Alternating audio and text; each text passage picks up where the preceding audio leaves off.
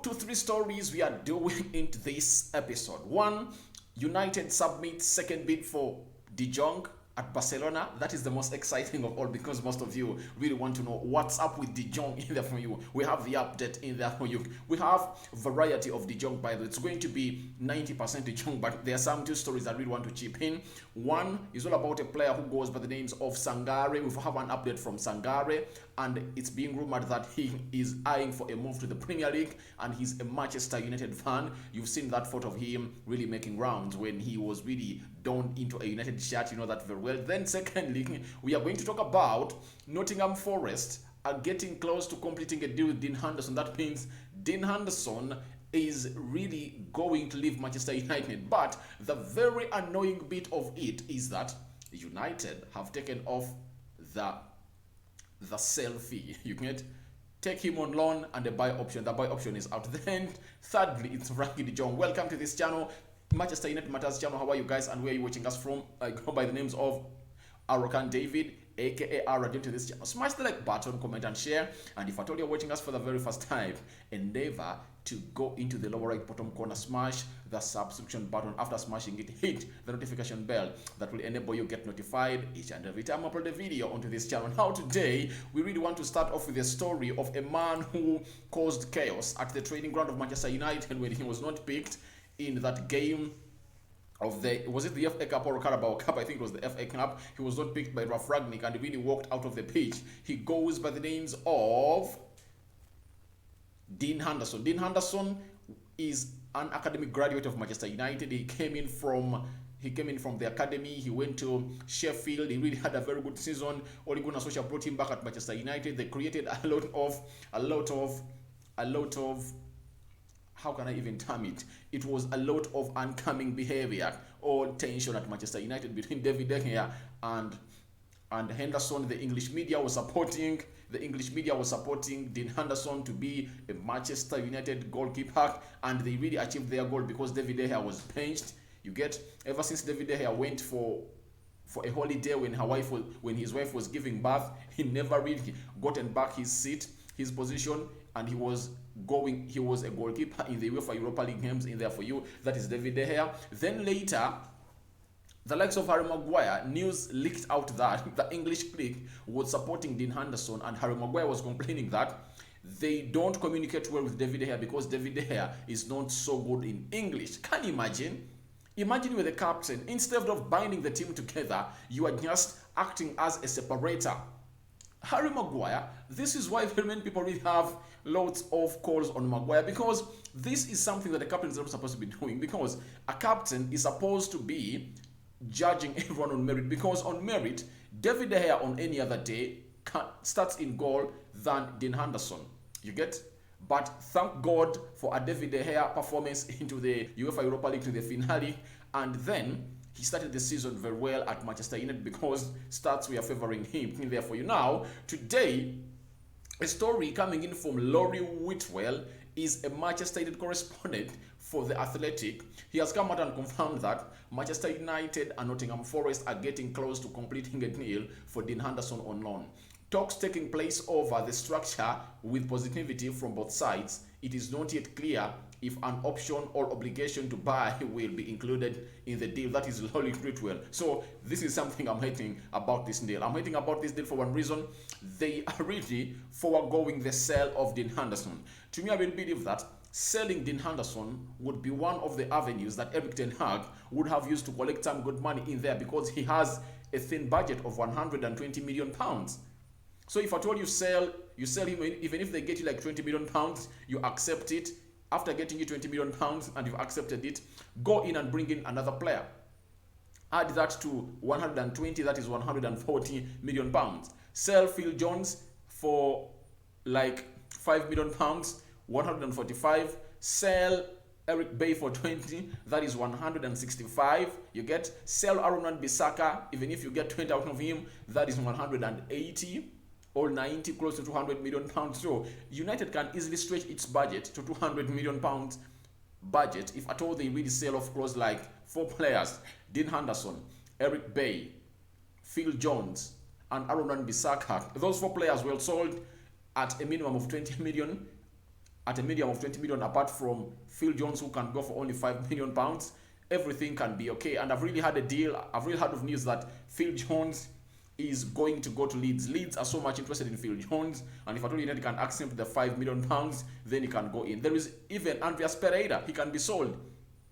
So we have very many players to sell to stretch our budget to how many, to how much? To £200 million in there for you. So this is really showing me that Ten Hag and the board are not yet at par on which players are supposed to leave and which players are supposed to be sold, because the board really believes that there is a player in the board really believes that there is a player in Dean Henderson. Yet to me, I really believe that it's time for Dean Henderson to leave Manchester United. Let them do like Real Madrid.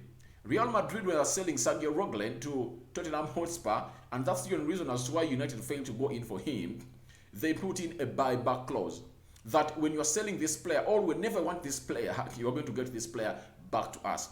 I really believe that that's something that United should do. Sell off Dean Henderson and put in a clause that whenever we need this player, you'll get this player back to us at a cost of money that is indicated in the contract. That's what I really feel like United should be doing, not to go on and really say that, oh, we are not into this, we only want to get in a player who goes by the names of Dean Henderson on loan. So that's our first story in there for you, and let's go to that of Sangare in there for you. Sangare has been linked to be one of those players that United is so much interested in, and Sky Sports have reported this, and they've said Ibrahim Sangare has his heart set on a move to England and is convinced that he will be playing in the Premier League next season. The PSV midfielder has a £34 million release clause in there for you. So that is Sangare for you. Well, now, Sangare is a central defensive midfielder, but a modern one. He is more or less of Ayefis Besuma, and he's strong and energetic, and I really believe that this is a player that Erik ten Hag would have needed into his midfield. The reason as to why I really believe that the interest is genuine, it's because PSV plays into the Dutch league, and Erik ten Hag lost out to the League Cup of Netherlands to PSV, and guess who was in the midfield who bossed him around?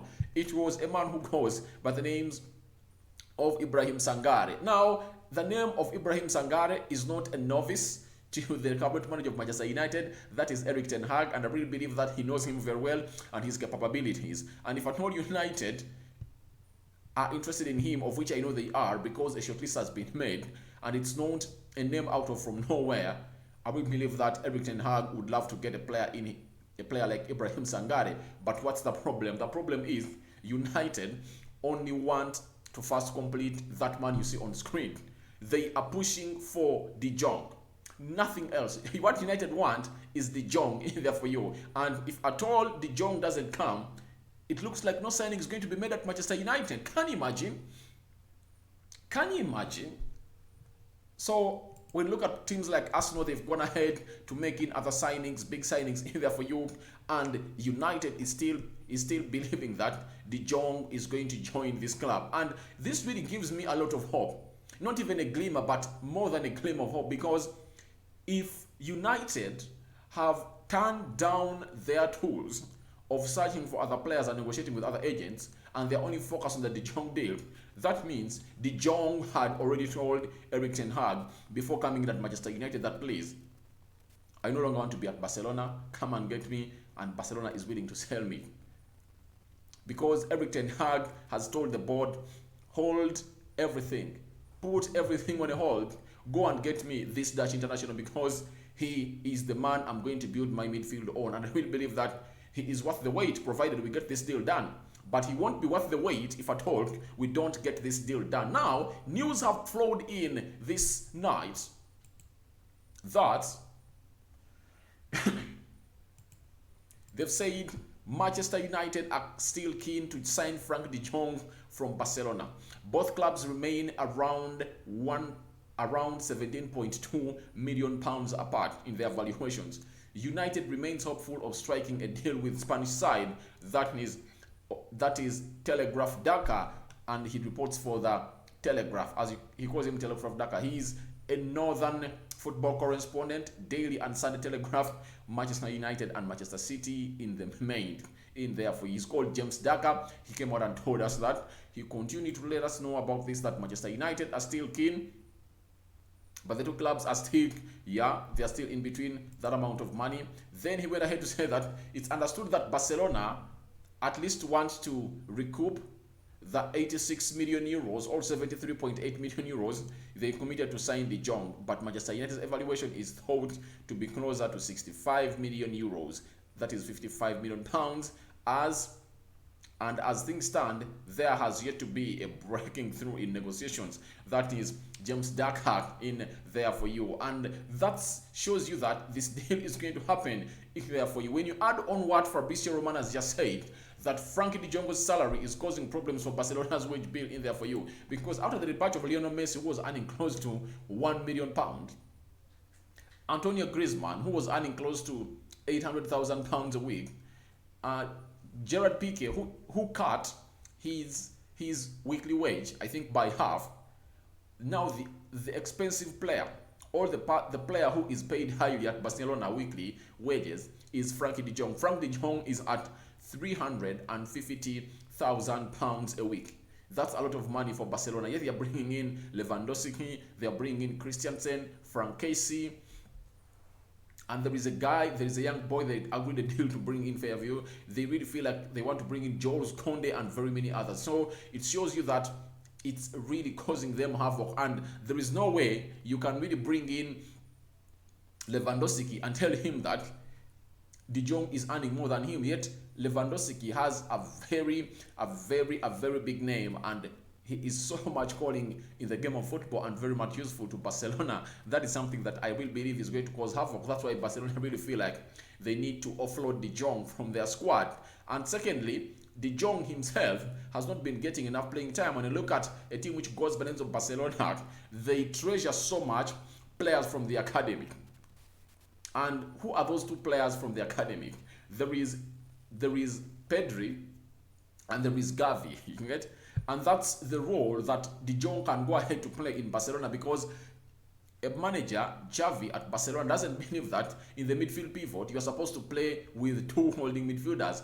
He believes, like Pep Guardiola, that in that position there is supposed to be one central midfielder who does everything. And when you look at Sergio Busquets, he does everything that De Jong does, and he's good defensively. You get? Yet De Jong defensively is not all good, because he is so much good when he is in the half of the opponent and when he's holding that ball and breaking play, especially getting that ball from the back four and then creating spaces, especially in the middle of the park or the central axis. So that is De Jong for you, and that's why I will believe that they want to offload him in there for you. When you look at Barcelona, they really have lots of players to come into and play that role. So Xavi looks like, of Gavi and Pedri, can we sacrifice anyone for De Jong?